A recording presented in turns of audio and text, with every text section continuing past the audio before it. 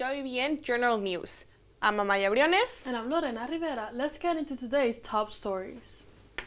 More than 800 Harvard University custodian workers walked out today for a one-day strike to demand a new contract with the school.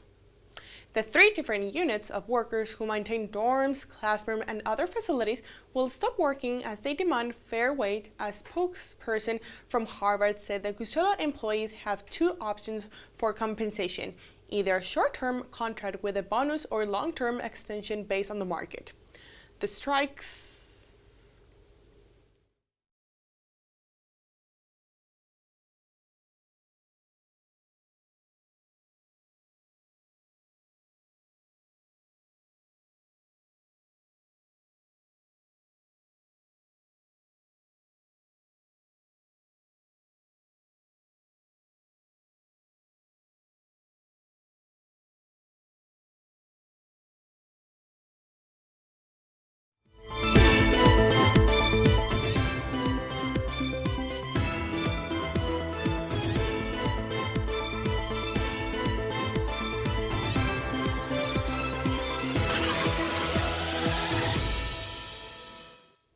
Welcome to WEBN Journal News. I'm Amaya Briones. And I'm Lorena Rivera. Let's get into today's top stories. More than 800 Harvard University custodian workers walked out today for a one-day strike to demand a new contract with the school. Three different units of workers who maintain dorms, classrooms, and other facilities will stop working as they demand fair wage. A spokesperson from Harvard said the custodial employees have two options for compensation, either a short-term contract with a bonus or long-term extension based on the market. The strikes comes a month after the union mailed a charge against the university for inadequate practices.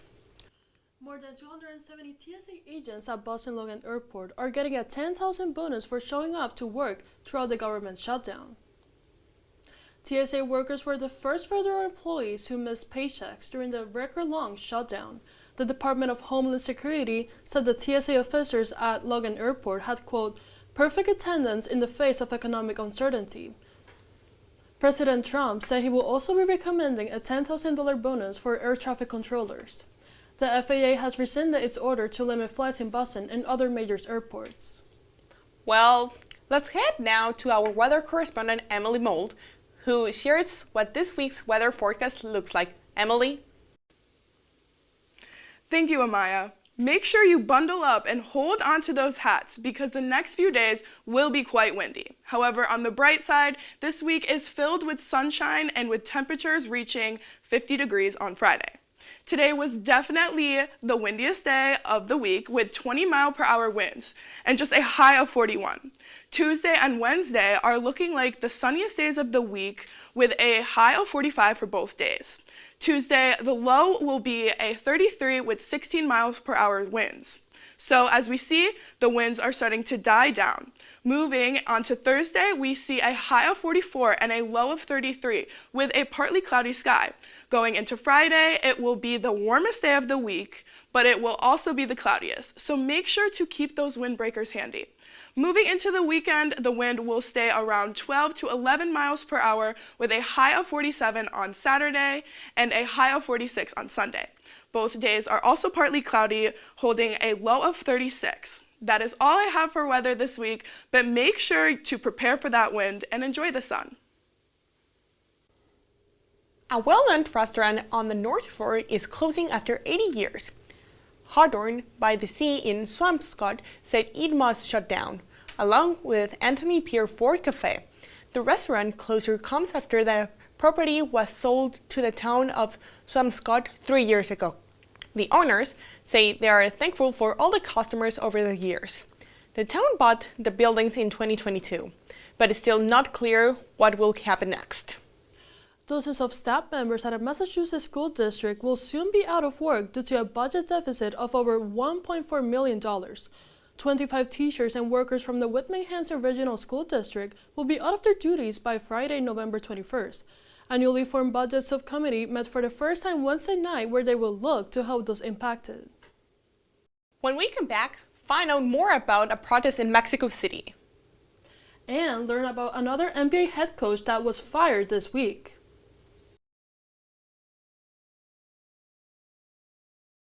got more to say than just... Only you can prevent wildfires. Like, if you're outside enjoying a barbecue, don't let a hamburger distract you from fire safety. Make sure you aren't dumping your hot coals or ashes onto the ground because that could start a wildfire. So take wildfire prevention seriously and let's save the world one day at a time.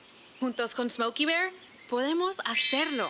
Go to smokeybear.com to learn more about wildfire prevention.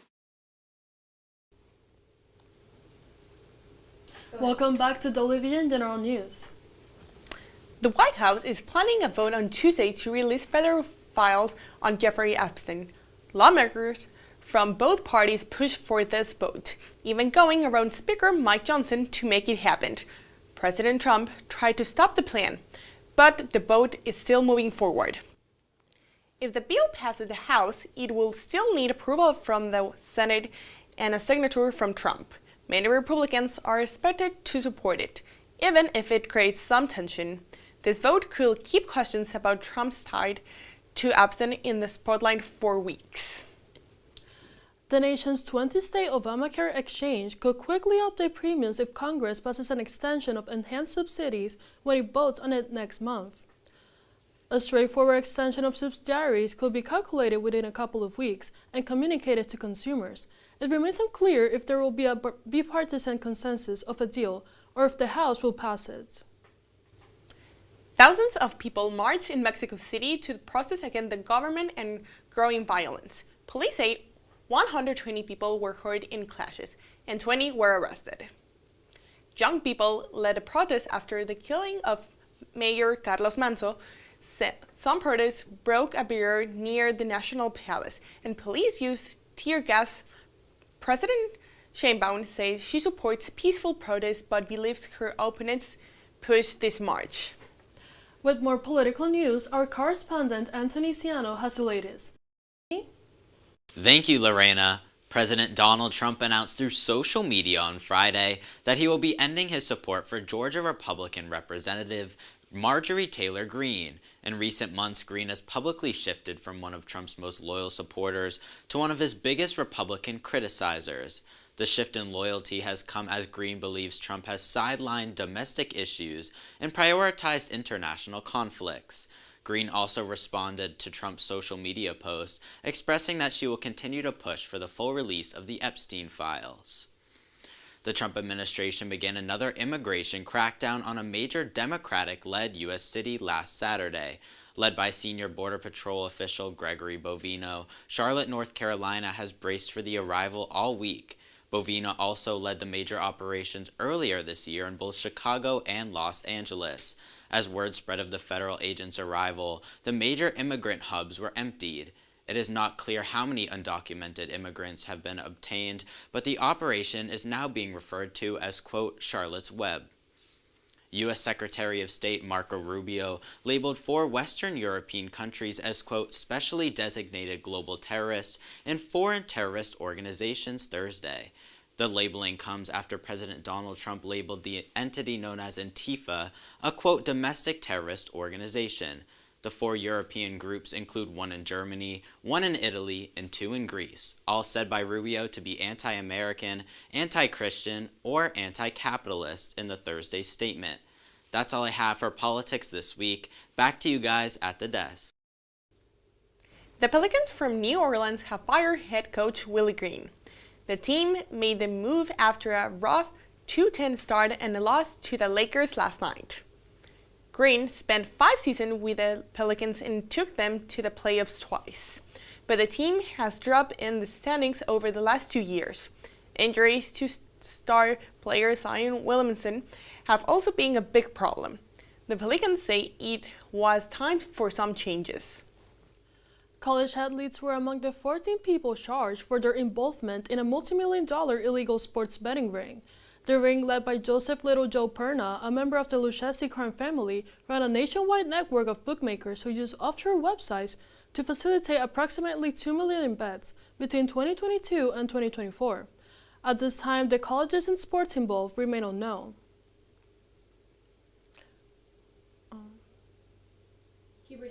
The ring, led by Joseph Little Joe Perna, a member of the Lucchesi crime family, ran a nationwide network of bookmakers who used offshore websites to facilitate approximately 2 million in bets between 2022 and 2024. At this time, the colleges and sports involved remain unknown. Coming up, we find out a shocking diagnose behind the scenes of the hit TV show Grey's Anatomy. And our entertainment correspondent shares more about an update coming to the Screen Actors Guild Awards. Stay with us.